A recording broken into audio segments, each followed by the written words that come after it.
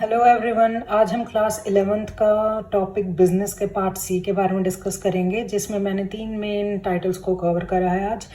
तो आप मैं बिजनेस इकोनॉमिक एक्टिविटी और नॉन इकोनॉमिक एक्टिविटीज़ को पहले एक्सप्लेन कर चुकी हूँ, और आप इन सब मेरी पहली वीडियोस देख सकते हैं इन सब चीज़ों के लिए। तो आज हम पार्ट सी एक्सप्लेन कर रहे हैं, जिसमें हमारा फर्स्ट टाइटल रहेगा nature, characteristics and features of business. कि बिजनेस का नेचर क्या है, उसके कैरेक्टरिस्टिक्स क्या है, उसके फीचर्स क्या है। बिजनेस को समझने के लिए हमेशा हमें बिजनेसमैन के पॉइंट ऑफ व्यू से सोचना होता है कि अगर हम बिजनेसमैन हैं तो हम अपने बिजनेस को बढ़ाने के लिए क्या क्या टेक्निक्स यूज करेंगे, क्या क्या चीज़ों का इस्तेमाल करेंगे, क्या चीज़ अवॉइड करेंगे। तो यही वो चीज़ है जो एक बिजनेस को थोड़ा क्लियरिटी में बताते हैं ये पॉइंट्स, कि बिजनेस में बेसिकली होता क्या क्या है। तो पहला पॉइंट है कि जो बिजनेस है वो एक इकोनॉमिक एक्टिविटी है। It is an economic activity. हमें ये पता है कि बिजनेस किसका पार्ट है, इकोनॉमिक एक्टिविटी का है। तो हम इसको डिफाइन करते हैं, तब भी हम वर्ड ये इकोनॉमिक एक्टिविटी यूज करते हैं। तो हम इसको सीधा सीधा लिखेंगे कि ये किस टाइप की एक्टिविटी है, it is an economic activity. फिर हम इसको थोड़ा डिफाइन कर देंगे कि इकोनॉमिक एक्टिविटी क्यों है। क्योंकि इकोनॉमिक एक्टिविटी में खाली हम पैसा कमाने से रिलेटेड चीज़ें करते हैं, अपनी लाइवलीहुड अर्न करने से रिलेटेड चीज़ ही करते हैं। So it is an activity which is use to earn money and to earn our livelihood. इसीलिए हमने इसको इकोनॉमिक एक्टिविटी बोला है। इसके अंदर कोई लव, कोई सिंपैथी, कोई पेट्रियोटिज्म वाली बातें नहीं आती, वो नॉन इकोनॉमिक में आती हैं। तो इसीलिए इसमें जो चीज़ें इन्वॉल्व होंगी वो होंगी sales of good, purchase of good, exchange of goods and services, mutual funds etcetera. तो ये सब चीज़ें जो हमारी इकोनॉमिक एक्टिविटीज़ में इंक्लूड होंगी। सेकेंड पॉइंट हमारा आता है प्रोडक्शन और procurement of goods and services. हम इसको खाली प्रोडक्शन भी लिख सकते हैं। अगर आपको वर्ड प्रोक्यूरमेंट यूज करना है, यू कैन यूज। तो production of goods and services, तो बिजनेस है तो बिजनेस में कुछ ना कुछ प्रोड्यूस होगा। हम डायरेक्टली कंज्यूमर को रॉ मटेरियल नहीं सर्व करते, सिर्फ कुछ केसेस में। तो हम क्या करते हैं कि रॉ मटेरियल को लेके उसको फर्दर प्रोड्यूस करते हैं। जैसे आटा लेके उसकी ब्रेड बना के हम उसको सेल करें, या फिर बिस्किट्स बना के उसको सेल करें, तो हम उसको प्रोड्यूस करते हैं फर्दर, और फिर हम उनको कस्टमर तक बेचते हैं। अब यहाँ 2 टर्म्स आती हैं, एक आती है गुड्स, एक आती है सर्विसेज। तो हमेशा जब भी हम बिजनेस पढ़ते हैं तो ये दोनों टर्म का यूज होता है। तो गुड्स क्या है? गुड्स बेसिकली वो आइटम्स होती है जो डायरेक्ट कंज्यूमर यूज करता है, कंज्यूम करता है। जैसे कि डेली यूज की आइटम्स हो गई, शुगर, घी, पेन, नोटबुक। कैपिटल गुड्स जो भी हुए हमारे, कैपिटल गुड्स में मशीनरी आ गया, फर्नीचर आ गया, तो ये सब गुड्स में आते हैं। लेकिन जो सर्विसेज हैं, सर्विसेज एक ऐसी फैसिलिटीज होती हैं, सर्विसेज बेसिकली फैसिलिटीज को बोला गया है। तो ये वो फैसिलिटीज है जो कंज्यूमर को प्रोवाइड करी जाती हैं। जैसे अगर आप मशीनरी बेचते हो तो आफ्टर सर्विस, जो सेल करने के बाद सेल सर्विस हमें मिलती है, वो यहाँ पे हमारी सर्विस में आएगी। बैंक्स हैं, बैंक्स हमें सर्विस प्रोवाइड करते हैं, हमारे अकाउंट खुलवाते हैं, पैसे डिपॉजिट करवाते हैं, तो these are service. So next point is sale and exchange of goods and services. यहाँ पे भी सेल और एक्सचेंज होगा। सेल मतलब बेचना, एक्सचेंज मतलब एक्सचेंज में सेल और परचेज दोनों आ जाएंगे। तो goods and services, good services मैं आपको बता चुकी हूँ। तो सेल एंड एक्सचेंज में क्या होगा कि ये बहुत ही ज्यादा इंपॉर्टेंट पॉइंट है। फर्स्ट ऑफ ऑल बिजनेस का, अगर बिजनेस में सेल एक्सचेंज नहीं हो तो बिजनेस, हम उसको बिजनेस बोल ही नहीं सकते। तो इसमें डायरेक्टली या इनडायरेक्टली बिजनेस इन्वॉल्व होता है, और इसमें गुड्स और सर्विसेज की जो वैल्यू है एक इंसान से या एक बिजनेस से दूसरे बिजनेस में ट्रांसफर करी जाती है। Next, dealing in goods and services on regular basis. अगर आप बिजनेस कर रहे हो तो आपको डीलिंग करनी ही पड़ेगी, वरना वो बिजनेस होगा ही नहीं। आपको डेली रेगुलर बेसिस पे करनी है, लगातार करनी है। और किस में करनी है? गुड्स एंड सर्विसेज में करनी है। आपकी शॉप है, अगर आप अपने शॉप का माल डेली नहीं बेचोगे तो वो खराब हो जाएगा, जिससे आपको सिर्फ लॉस होगा। और अगर आप एक्टिविटी, डीलिंग की एक्टिविटी ही नहीं कर रहे तो वो हम बिजनेस में इंक्लूड करते ही नहीं, तो वो आपका बिजनेस बिल्कुल भी नल हो जाएगा, जीरो हो जाएगा। Next, profit making. बिजनेस हमें पता है कि वो एक इकोनॉमिक एक्टिविटी है, तो इसका मेन ऑब्जेक्टिव क्या है? प्रॉफिट कमाना, पैसा कमाना। Next, uncertainty of return. Uncertainty of return refers to the lack of knowledge relating to amount of money that the business is going to earn in a given period. Uncertainty basically हम जो business होता है उसमें हम कोई 100% assumption नहीं दे सकते कि ऐसा होगा। तो इसके लिए हम एक बस मोटा मोटा हिसाब लगाते हैं कि मे बी ऐसा हो, मे बी कल को मैं इतना प्रॉफिट कमाऊं या मे बी मुझे इतना लॉस हो सकता है। तो यहाँ पे जो हम मे बी वर्ड यूज कर रहे हैं वो अनसर्टेनिटी को बताता है। तो अनसर्टेनिटी यहाँ रेफर करता है लैक ऑफ नॉलेज को, कि हमें इतनी नॉलेज नहीं है कि हम जो अमाउंट ऑफ मनी है वो बिजनेस के डे टू डे सर्विस से रिलेट कर पाए, कि अगर आज मैंने इतना बेचा है तो क्या पता मुझे इतना प्रॉफिट होगा या नहीं होगा। वो सिर्फ एक बिजनेसमैन अपने माइंड में लेके चलता है। प्रॉफिट कई बार उतना भी हो जाता है, कई बार उससे ज्यादा भी हो जाता है जो हम सोचते हैं, या कई बार उससे कम भी हो जाता है। तो बिजनेस में हर चीज बहुत अनसर्टेन रहती है, हम उसको 100% श्योरिटी के साथ नहीं कह सकते। Uncertainty. 7th point is element of risk. Business is always meant for risk. अगर आप बिजनेस कर रहे हो you have to take risk, आपको रिस्क लेना ही पड़ेगा। जितना रिस्क लोगे उतना आप ज्यादा प्रॉफिट अर्न कर सकते हो। More the risk more the profit. जो सेकंड मेन टॉपिक है हमारा अब वो होगा objectives of business and role of profit in business. Business का ऑब्जेक्टिव क्या है और उसका प्रॉफिट में कितना रोल है। देखो हेडिंग या फिर इसको हम आगे डिटेल करेंगे, इसके करने से पहले मैं आपको ये बताना चाहती हूँ कि जो ऑब्जेक्टिव वर्ड है उसका मतलब क्या है।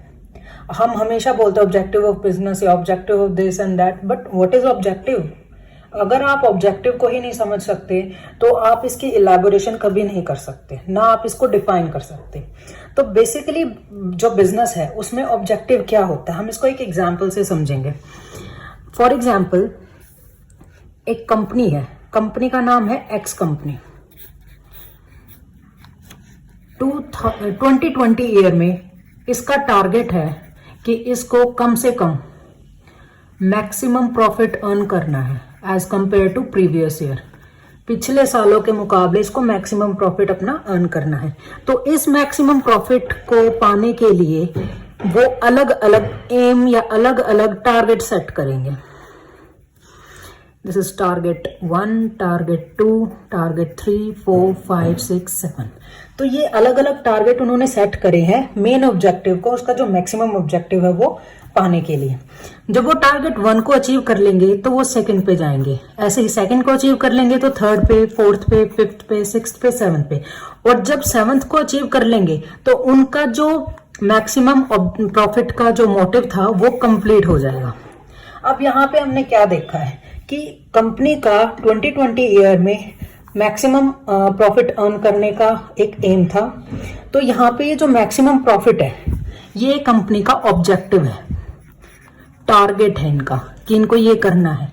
और ये जो छोटे छोटे टारगेट्स उन्होंने लिए हैं ये बेसिकली स्टेप्स होते हैं, स्टेप्स टू रीच ऑब्जेक्टिव्स। जैसे हम सीढ़ी चढ़ते हैं आगे आगे ऊपर बढ़ने के लिए, उसी तरह मेन ऑब्जेक्टिव को अचीव करने के लिए कुछ स्टेप्स होते हैं, कुछ टारगेट्स होते हैं जो हम स्टेप बाय स्टेप करते हैं, और उनको करने के बाद ही हमारा ऑब्जेक्टिव अचीव होता है।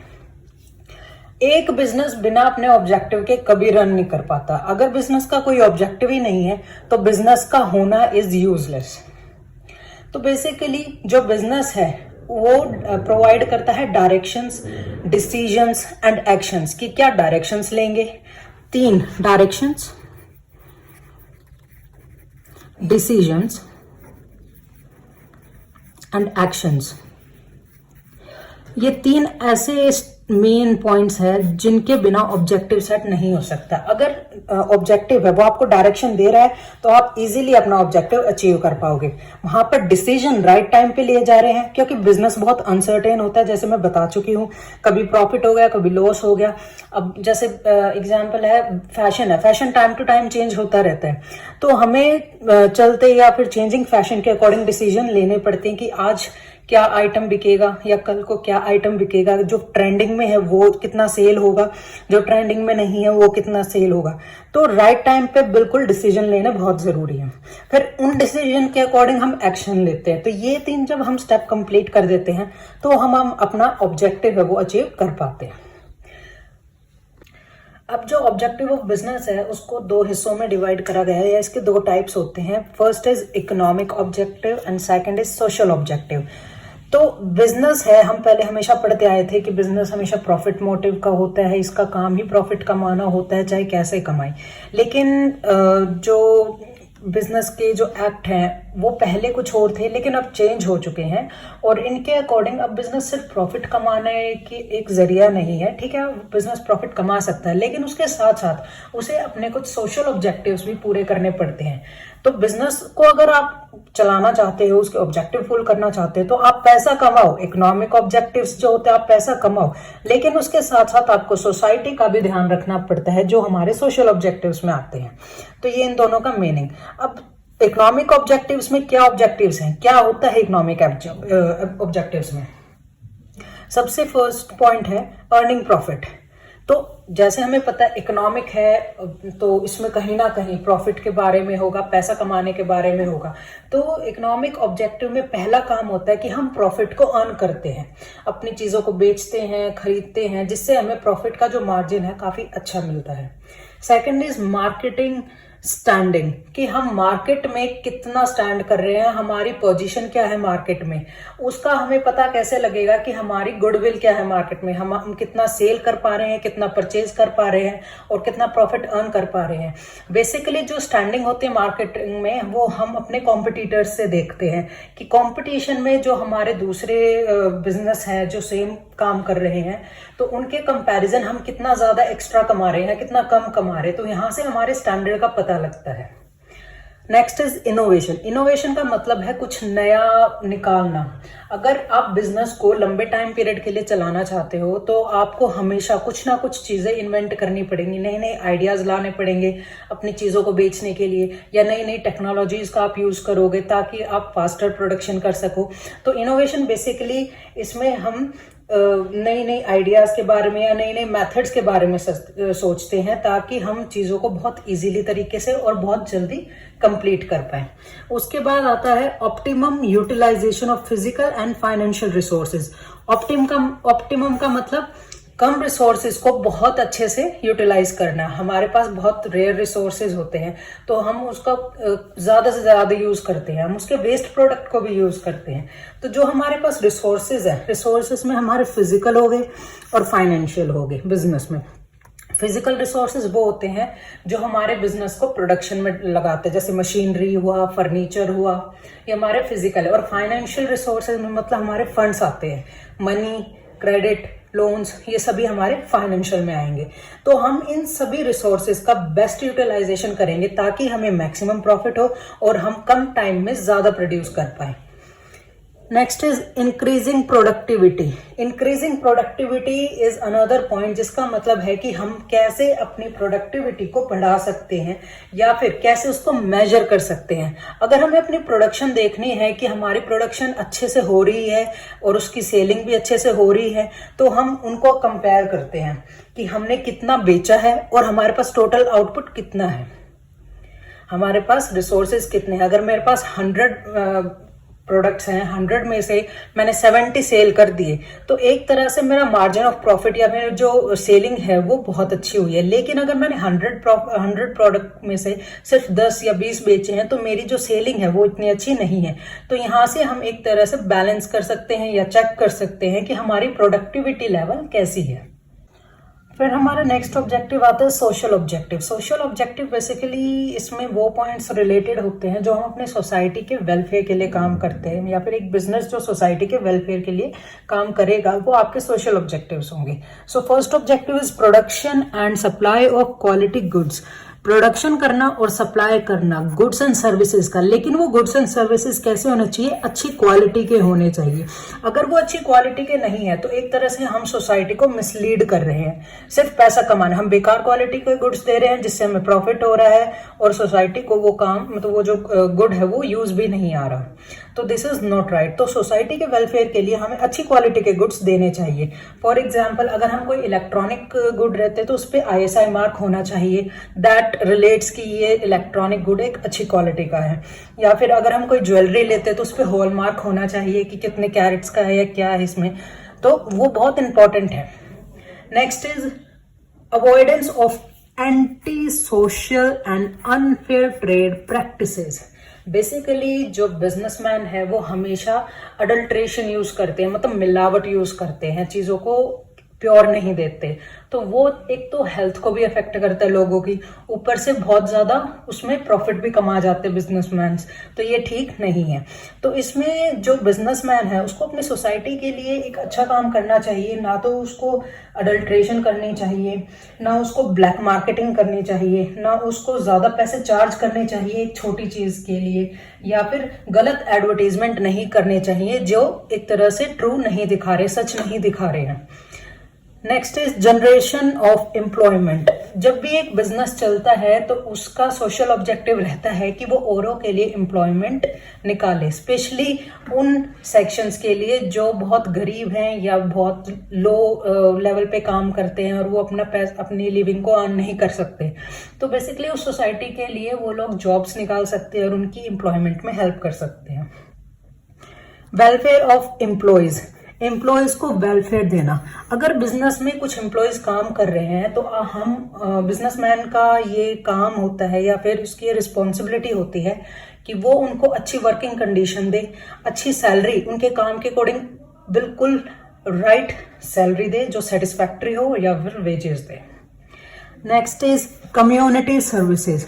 बिजनेस अगर बहुत अच्छे रेट पे बढ़ रहा है, बहुत अच्छा प्रॉफिट कमा रहा है, तो उसको सोसाइटी के वेलफेयर के लिए काम करना चाहिए। For example steel authority of India है जिसने अपने सोसाइटी के अंदर रेगुलरली एग्रीकल्चर के लिए कंट्रीब्यूट करा है, इंडस्ट्री के लिए कंट्रीब्यूट करा है, एजुकेशन को डेवलपमेंट के लिए बढ़ाया है, हेल्थ केयर को बढ़ाया है, डेयरी में कंट्रीब्यूट करा है, फिशरीज में करा है, ड्रिंकिंग वाटर सप्लाई में कंट्रीब्यूट करा है, और पीपल के नियर बाय जितने भी प्लांट्स हैं उनमें भी डेवलपमेंट का बहुत उसका योगदान रहा है।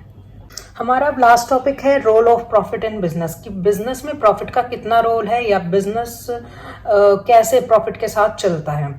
तो first point is for long term survival of business, की लॉन्ग टर्म कैसे सर्वाइव करता है। तो प्रॉफिट का बहुत ही ज्यादा रोल होता है बिजनेस में, अगर बिजनेस को एक लंबे टाइम पीरियड के लिए सर्वाइव करना है। अगर प्रॉफिट हम ज्यादा अर्न करते हैं तो हम उसका कुछ हिस्सा रिजर्व में रखते हैं जिसको हम बचत भी कहते हैं, ताकि हम उसको आने वाले टाइम में यूज कर सके बिजनेस के डेवलपमेंट के लिए। तो लंबे टाइम के लिए अगर हमें चलना है तो हमें प्रॉफिट को ज्यादा से ज्यादा कमाना होगा और उसको बिजनेस के अंदर ही लगाना होगा। Second is for growth and expansion of business. अगर हमें बिजनेस को लंबे टाइम पीरियड के चलाना है और अच्छे से चलाना है तो हमें बिजनेस को ग्रो करना पड़ेगा और उसको बढ़ाना पड़ेगा, एक्सपैंड करना पड़ेगा, और इसके लिए हमें सफिशिएंट कैपिटल की रिक्वायरमेंट होगी, पैसे की रिक्वायरमेंट होगी, जो कैपिटल हमें बिजनेस से मिलेगा, प्रॉफिट से मिलेगा। Next is for increasing efficiency. Increasing efficiency तब होगी, अच्छे से काम तब होगा जब प्रॉफिट लोगों को या ओनर को या उसके एम्प्लॉयज को मोटिवेट करेगा। अगर ओनर को टाइम टू टाइम अच्छा प्रॉफिट हो रहा है तो वो और ज्यादा मेहनत करके अपने बिजनेस को बढ़ाएगा। सिमिलरली वो अपने एम्प्लॉयज को भी बोनस देगा, कंपनसेशन देगा और एक अच्छे रेट पे चलाने के लिए बहुत अच्छे से मेहनत करेगा। Next is for building prestige and recognization. एक बिजनेस को अगर एक लंबे स्केल पे जाना है, उसको ग्रोथ डेवलपमेंट करनी है, अपनी एफिशिएंसी बढ़ानी है, तो उसको अपनी इज्जत भी बढ़ानी पड़ेगी मार्केट में, जिसको हम गुडविल बोलते हैं। एक बिजनेस की गुडविल या उसकी प्रेस्टीज या फिर उसकी रिकॉग्नाइजेशन, उसकी पहचान कब होती है, जब वो एक अच्छे रेट पे बिजनेस में पैसा कमाता है, प्रॉफिट कमाता है और उसका जो ग्रोथ रेट है वो बहुत अच्छा चलता है। Next is for covering cost and risk in the business. अगर आप प्रॉफिट इतना कमा रहे हो कि आपकी जो लागत है, आपका जो कॉस्ट है किसी भी चीज को प्रोड्यूस करने में, आप उसको कवर कर पा रहे हो, प्लस आप उन रिस्क को भी, उन लॉसेस को भी कवर कर पा रहे हो जो आपको लगता है हो सकते हैं या फिर हुए हैं। अगर आप इन दोनों चीजों को कवर करने के बाद, तो वो आपके लिए बहुत ही अच्छा एक साइन होगा कि हाँ, आपका जो प्रॉफिट है वो बहुत अच्छे से काम कर रहा है आपके बिजनेस में और आपका बिजनेस डेवलप हो रहा है। सो प्लीज़ अगर आपको मेरी वीडियो अच्छी लगी हो तो लाइक करो, सब्सक्राइब करो and please please please share my channel so that बहुत लोगों को इस चीज़ के रिगार्डिंग सारी इन्फॉर्मेशन मिले। Thank you.